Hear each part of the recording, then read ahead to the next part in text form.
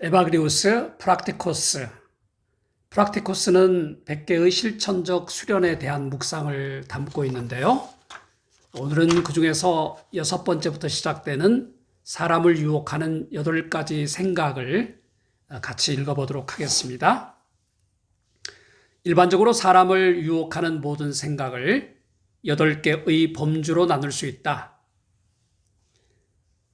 첫째는 탐식에 대한 생각, 둘째는 그와 더불어 정욕, 셋째는 탐욕, 넷째는 슬픔, 다섯째는 분노, 여섯째는 나태 혹은 영적 태만, 일곱째는 허영, 여덟 번째는 교만이다. 어제 제가 말씀드렸지만은 이 나태라는 개념은 매우 중요하죠. 나중에 이 8가지 개념이 중세에 7가지 큰 범죄로 분류가 되죠. 그리고 이 나태의 개념, 기리선주 목사님도 해타론 또는 해태라는 개념으로 철로 역정을 이해할 때 당시 조선 사람들의 게으름을 나태를 강조하면서 설명을 한 적이 있습니다.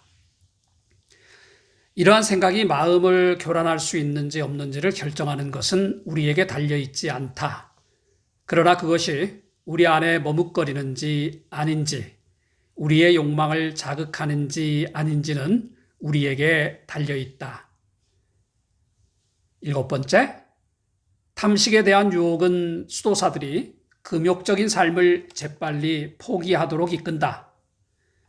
그런 생각은 그에게 위, 감, 비장의 문제들, 그에 따라 생기는 부종에 대한 염려를 장기간의 병, 필수품의 부족, 의사의 치료를 받을 수 없다는 생각 등과 함께 나열한다.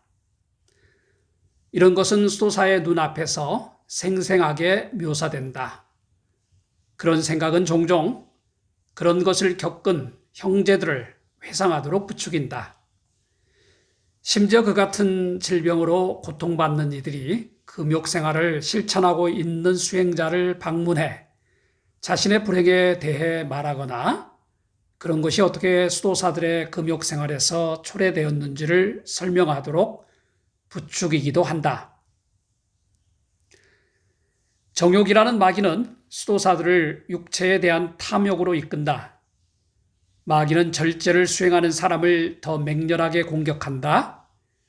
그리하여 수행자들이 아무것도 성취하지 못하게 하도록 느끼게 하며 스스로 수행을 포기하게 한다. 영혼을 더럽히기 위해 마귀는 영혼이 다음과 같은 행위를 향해 기울어지게 한다. 그것은 어떤 것이 마치 눈에 보이도록 그 자리에 실제로 있는 것처럼 영혼이 말을 하고 듣게 만든다. 탐욕은 오래 사는 것, 노동할 힘이 없어지는 손, 머지않아 닥칠 배고픔과 질병, 가난이라는 비참함, 생필품을 남들로부터 받는 데서 오는 수치심을 생각하게 한다. 이 항목은 보시면 알겠지만 인간이 살아가는 가장 필수적인 요소들 아닐까요?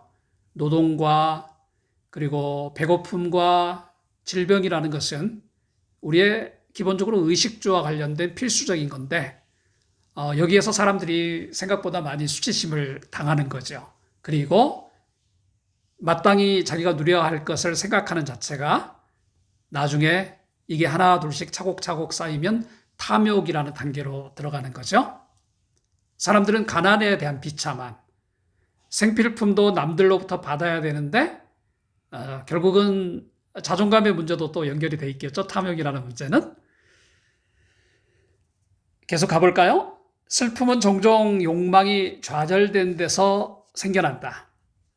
그러나 때로 분노의 결과로 생겨나기도 한다. 이제 슬픔을 다루고 있습니다.